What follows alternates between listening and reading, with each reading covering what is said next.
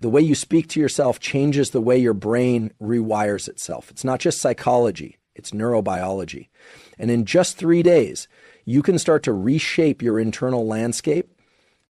What if I told you that your internal dialogue, the words you use with yourself, has a direct and measurable impact on your neurochemistry, that it affects your levels of dopamine, adrenaline, and even GABA, the primary inhibitory neurotransmitter in your brain?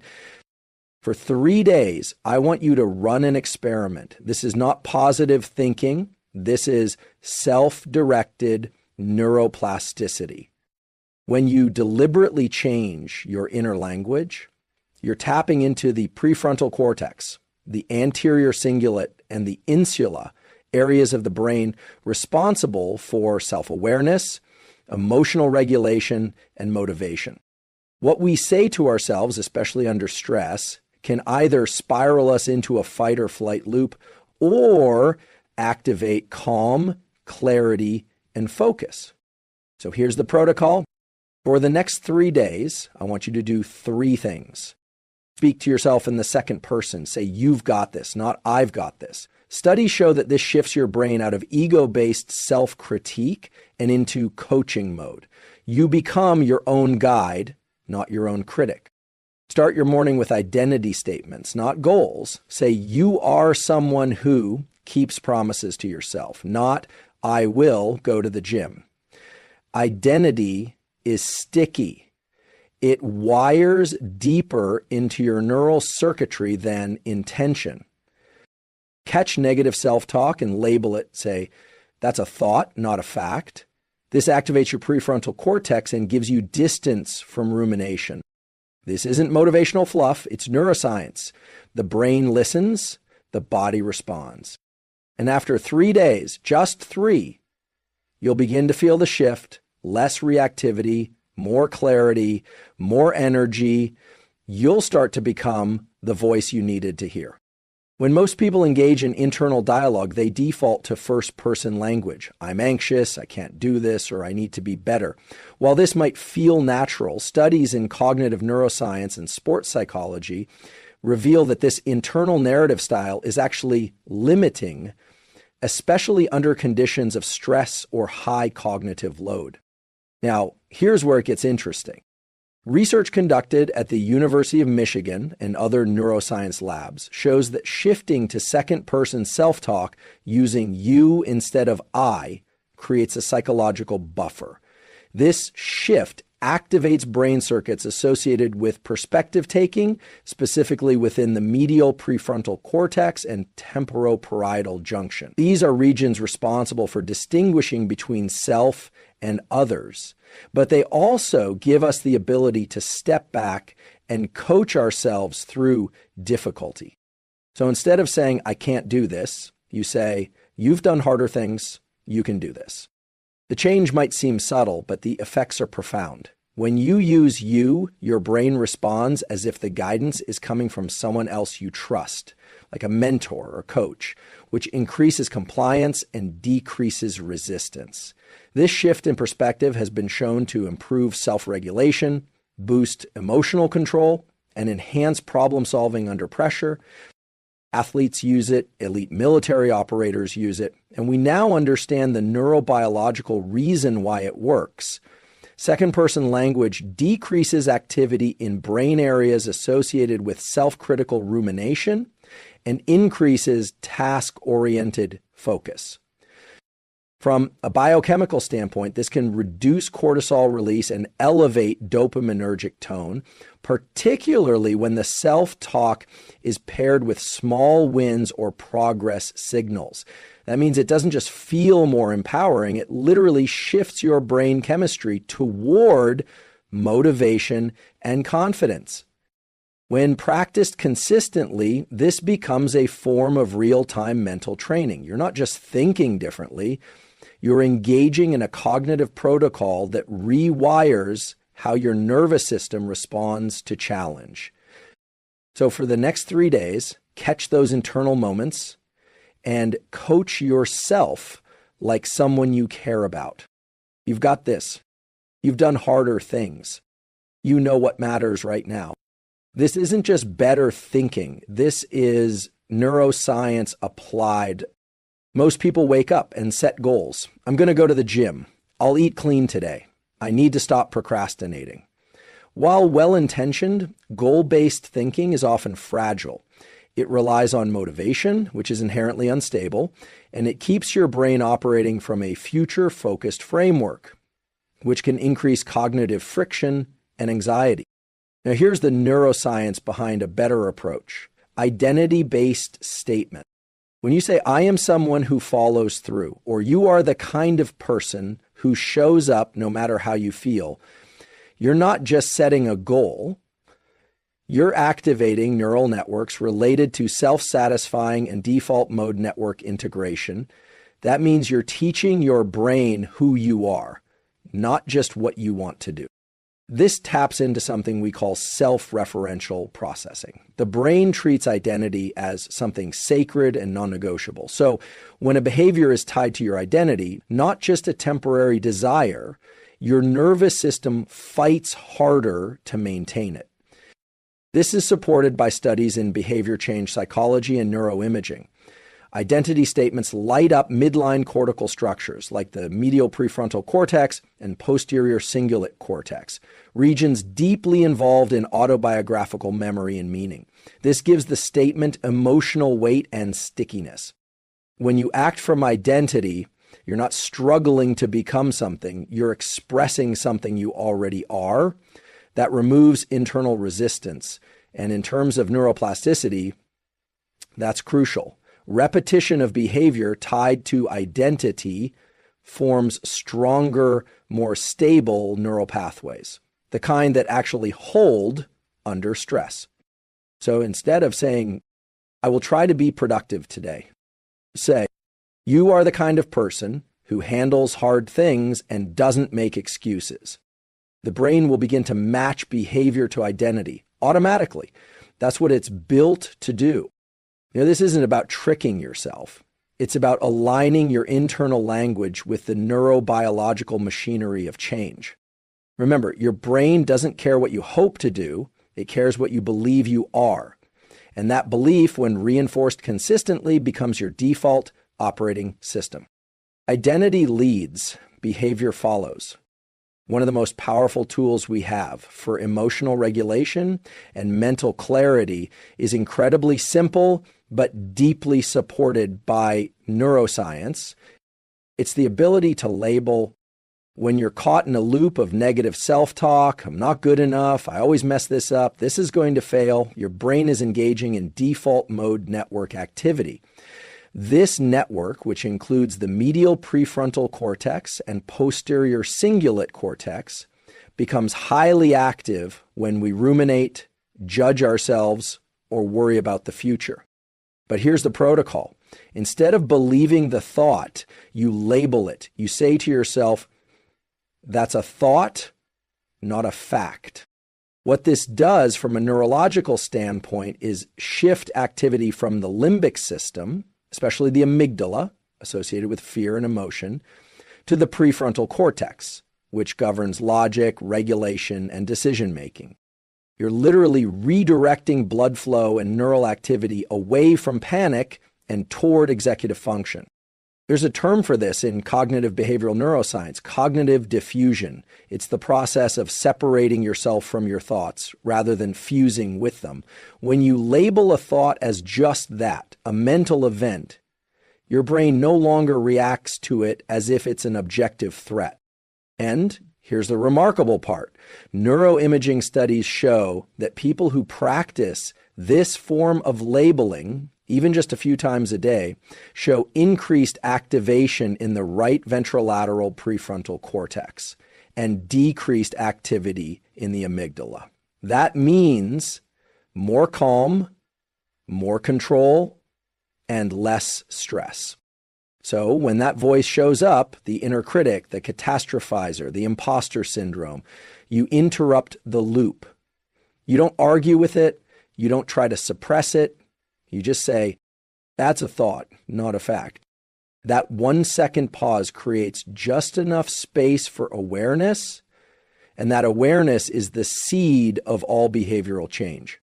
Over time, with repetition, this simple act of labeling becomes neuroprotective. You condition your brain to stop treating every negative thought like a call to action or a crisis.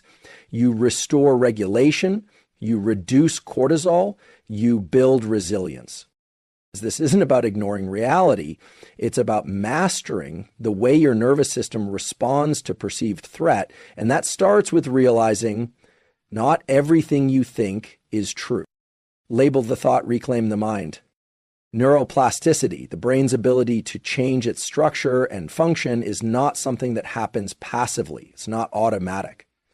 And it's not always beneficial. It's experience dependent, meaning that what you repeatedly think, feel, say, and do literally reshapes your neural circuitry. This is foundational. Every time you engage in a behavior, every time you speak to yourself a certain way, you're sculpting your brain. Neurons that fire together wire together. That's the core of Hebbian plasticity. But what most people forget is that neurons also prune when they're unused. So you're either reinforcing or weakening pathways all the time. Now, when it comes to internal dialogue, the words you use with yourself, this is one of the fastest and most consistent inputs your brain receives. That means your self-talk is one of the primary drivers of your neuroplastic change. When you tell yourself, I always screw this up, or I'm not disciplined, and you repeat that narrative, the brain doesn't debate you. It rewires to support that version of reality. It creates and strengthens circuits that recognize that as truth. And that becomes your perceptual filter. But here's the upside. You can reverse it. You can reshape those circuits by deliberately introducing adaptive, empowering language over and over again. This is why the way you speak to yourself, even if it feels fake at first, matters. Because plasticity isn't about what feels true right now. It's about what gets repeated. The more a pathway is used, the more myelination occurs along that axon, making the signal stronger, faster, more automatic. That's not philosophy, that's neuroscience. And here's something else to know. Neuroplasticity is gated by two things, attention and emotion. That means when you're fully focused and emotionally engaged in what you're saying to yourself, even just for a few seconds, the impact on your brain is significantly amplified. So if you want to change, not just think about changing, you need to understand this principle. Your brain becomes what you do most often with the most focus. You are not rewiring your brain by thinking once, you're rewiring it through repetition with intensity. Neuroplasticity doesn't care if your self-talk is positive or negative. It only cares if it's consistent and emotionally salient. So every time you speak to yourself with clarity, discipline, or courage, you're not just changing your mindset, you're training your biology to align with your best self. The work is daily. The change is cumulative. The brain listens. Key point 5, internal language alters neurochemistry. The way you talk to yourself is not just a mindset. It's a chemical event. Every internal phrase you repeat, especially under stress, triggers a neurochemical cascade in your brain and body. This isn't just about thinking positively or using affirmations. This is about how language modulates neurotransmitter release, shifting your entire internal environment. Let's break this down. When you speak to yourself in ways that are encouraging, focused, and action-oriented, for example, you've done this before, or you're built for this, your brain interprets that not just as information, but as signal. It leads to increases in dopamine, the neuromodulator of motivation and forward movement. Dopamine doesn't just make you feel good, it creates momentum. It strengthens the neural circuits associated with progress, motivation, and reward. It enhances focus and primes your brain to seek challenge and overcome it. This is critical when you're trying to reframe your identity or sustain effort through something hard. But there's more. Internal language also influences levels of adrenaline and norepinephrine, chemicals involved in alertness, arousal, and attention. When your self-talk is panic-inducing or overly critical, or this always goes wrong, your system gets flooded with stress chemistry. That means elevated sympathetic nervous system activity, tighter muscles, shallower breathing, and compromised decision-making. In contrast, calming, self-coaching language like "you're safe, stay with it," or "you're in control here," has been shown to increase GABA, your brain's primary inhibitory neurotransmitter. GABA acts like a brake system, reducing overactivity in the fear centers of the brain, particularly the amygdala. And here's the beautiful part. You can actually feel the shift in real time when your internal language changes. Breath slows, muscles release, cognition sharpens. That's not placebo, it's state change triggered by language-driven modulation of brain chemistry. Now, none of this is theoretical. fMRI and PET scan studies have shown that different forms of internal dialogue, particularly self-compassionate versus self-critical, activate very different neural circuits and neurochemical pathways. So when you upgrade your inner language, you're not just talking to yourself differently, you're regulating your entire neurobiological system. You're changing the ingredients your brain uses to predict, perceive, and respond to the world. This is why what you say and how you say it to yourself becomes one of the most important levers for shifting out of stress and into a high-deforming adaptive state. Internal language is neurochemical leverage. Use it wisely. One of the biggest misunderstandings around self-talk is the idea that it just needs to be positive to be effective. But in reality, vague affirmations like "everything's going to be fine" or "I'm amazing" often have minimal or even counterproductive impact on the brain. Why? Because the brain is a prediction machine. It wants precision. When the language you use internally is too abstract or disconnected from your actual experience, the brain flags it as incongruent, and it doesn't activate the neural systems responsible for real change. So here's the rule: precision beats positivity. If your self-talk is going to create neurobiological change, it must be anchored in context and specificity. That means instead of saying, "you're great," say, "you've prepared for this. You've executed this exact process before under pressure." That small shift moves your self-talk from empty affirmation into evidence-based reinforcement. And that has a very different effect on the nervous system. Why does this matter? Because precise self-talk recruits more activity in the prefrontal cortex, which governs planning, reasoning, and adaptive behavior. It also creates a feedback loop that reinforces behaviorally aligned identity. You're not trying to convince yourself of something, you're reminding your system of what's already true. This leads to greater neural efficiency and emotional coherence. Vague affirmations, by contrast, tend to engage less neural specificity, and if repeated without alignment to real behavior, can actually increase cognitive dissonance. In other words, your brain subtly resists the statement because it can't find real-world evidence to support it, and that resistance shows up as discomfort or internal friction. Think of your internal dialogue like a targeting system for behavior and emotion. The more specific and timely your language is, the better it guides your system toward adaptive outcomes. So don't just say, "I'll do better." Say, "You're the kind of person who stays calm during feedback. You know exactly what to adjust, and you're already doing it."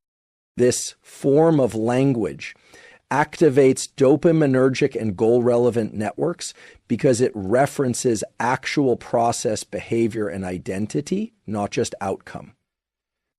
Bottom line, positivity isn't the goal, precision is. And when you practice using precise, situationally relevant self-talk, you're not just giving yourself a motivational boost, you're coding your brain for resilience, consistency, and performance.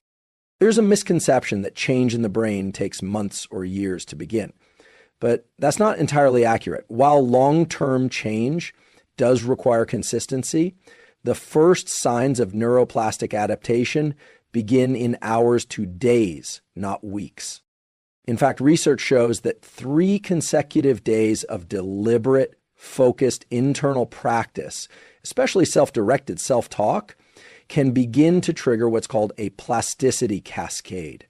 This is the early stage process where synaptic connections begin to strengthen, new neural pathways are initiated, and old patterns begin to weaken.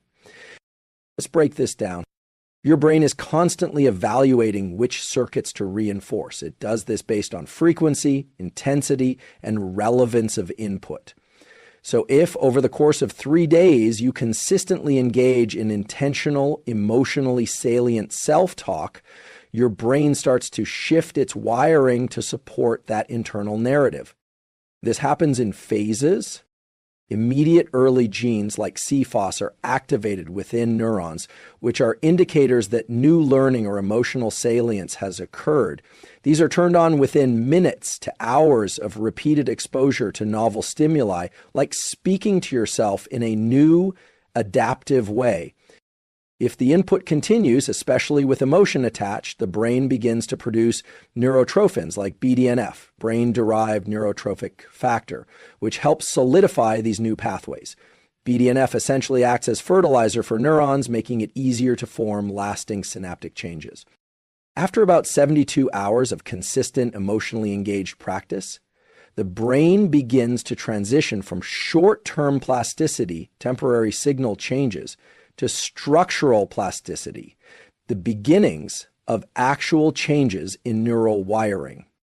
This is why 3 days matters. It's not random. It's a neurobiological threshold, a signal to the brain that this new behavior or pattern of thought might be worth keeping. Now, is it permanent after 3 days? No. The real consolidation takes longer with continued repetition, but this initial window is powerful because it opens the door. You begin to feel the shift, less internal resistance, more clarity, more ability to catch and redirect negative thought loops in real time. It's also important to note, these first 3 days are when most people quit, not because the method isn't working, but because their brain is still transitioning out of the old circuitry. That's the critical moment where you must persist.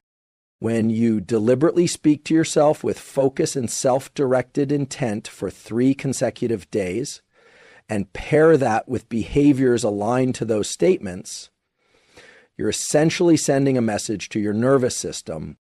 This matters now. Reinforce this, make this the new baseline. You are the architect. And in just 72 hours, you begin laying down the blueprint. One of the most overlooked aspects of internal dialogue, or self-talk, is its direct influence on the autonomic nervous system, ASNs. This is the part of your nervous system that regulates automatic processes like heart rate, respiration, blood pressure, digestion, and the stress response. In simpler terms, how you speak to yourself influences how your body feels and performs. Now, the autonomic nervous system has 2 primary branches. The sympathetic branch, which drives alertness, readiness, and stress, often referred to as fight or flight. The parasympathetic branch, which governs calm, recovery, and restoration, known as rest and digest.